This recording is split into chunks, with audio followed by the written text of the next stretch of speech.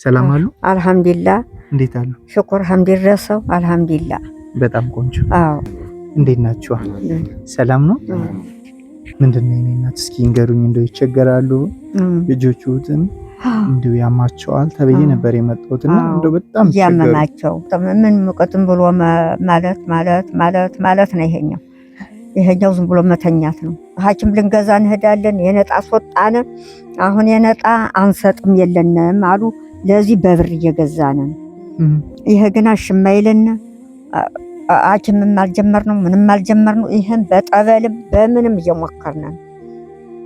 ቆሻሻ ሲለቅም ነበር፣ ይሄ ትቷል። ይሄ ግን እየለቀመ ነው፣ ተሸክሞ እየመጣ ነው በቆሻሻው። አዎ ጉልበት የደከመ አንጫንጫሉ ምን ልስጥ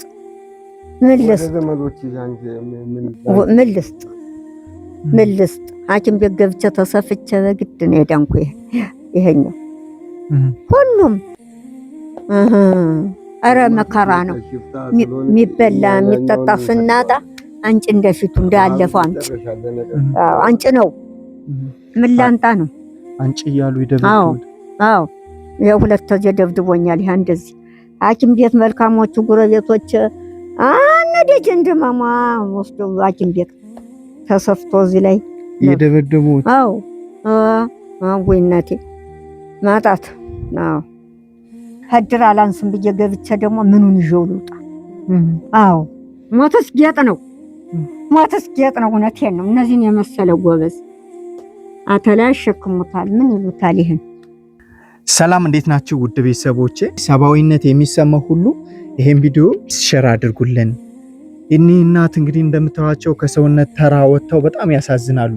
እኒህ እናት በመጦሪያቸው ጊዜ ቁጭ ብለው እየተሰቃዩ መስዋዕት እየከፈሉ ነው ያሉ። ምክንያቱም እነዚህ የምታዋቸው ወጣት የሃይምሮ ታማሚዎች ሆነዋል። ሁለታቸውም የየራሳቸው ስራ ያላቸው ነበሩ። ነገር ግን አሁን ከቤት ከዋሉ ብዙ ጊዜያቸው ሆነ። ይደባደባሉ። እናታችን የምትላቸውን አይሰሙም። እኒህን እናት ልናግዛቸው ይገባል። በምታዩት መልኩ ለዕለት ቀለብ የሚሆናቸውን እዘን ወደ ቤት ተመልሰናል። ይህን ቪዲዮ ላይክ፣ ሼር፣ ኮሜንት አድርጉ። አብራችሁን ቆዩ። እናመሰግናለን። ይህንን ያደረግንልዎት እኛ አይደለንም፣ ሌላ ሰዎች ናቸው። እሺማ በረካ ይሁኑ። 100 ኪሎ ጤፍ፣ 50 ኪሎ በቆሎ ዱቄት፣ የዳቦ የሚሆን ማለት ነው፣ ዘይት፣ እንደገና ደግሞ እቺ ለሚፈልጓት ነገር ያድርጉ። 5,000 ብር ናት። ይሄንን ያደረጉልዎት ፍቅረ ማርያም እና ጽጌ ማርያም ይባላሉ። የክርስትና ስም ነው።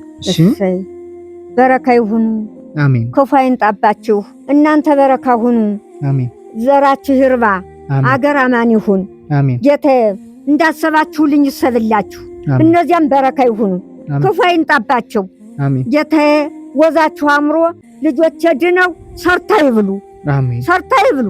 እናንተም በረካ ሁኑልኝ። አሜን። በረካ ሁኑ። ዘራችሁ ይርባ። እነዚያም በረካ ይሁኑ። ከጨለማይቱ ላይ ነው የደረሳችሁልኝ። ጨለማ እንዳትገቡ ብርሃን ሁኑ። ዘራቸው ይርባ። ተዘር መንዘራቸው ይርባ። አሜን። በረካ ይሁኑልኝ። በረካ ይሁኑ። አሜን። አዎ አልቅሽ አንደም ግስም አለችው ላይ እንዲያው ይብራላችሁ። ይብራላችሁ። አሜን። የጉልበታችሁ ጌታ ያርጋችሁ። ክፉ እንዳይመጣባችሁ። እነዚያም በረካ ይሁኑ። እንዳሰቡልኝ ይሰብላችሁ። አሜን። አዎ አሜን። ወይ መታደል ወይ ዘይት ዘነብቃልኝ።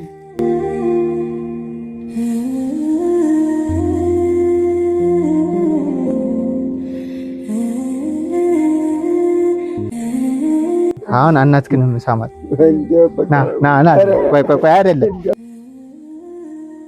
ጉልበቷን ሰማ። በቃ ሰላም ሆኖ እሺ። አይዞህ ሲረበና ነው። እሺ ቻው።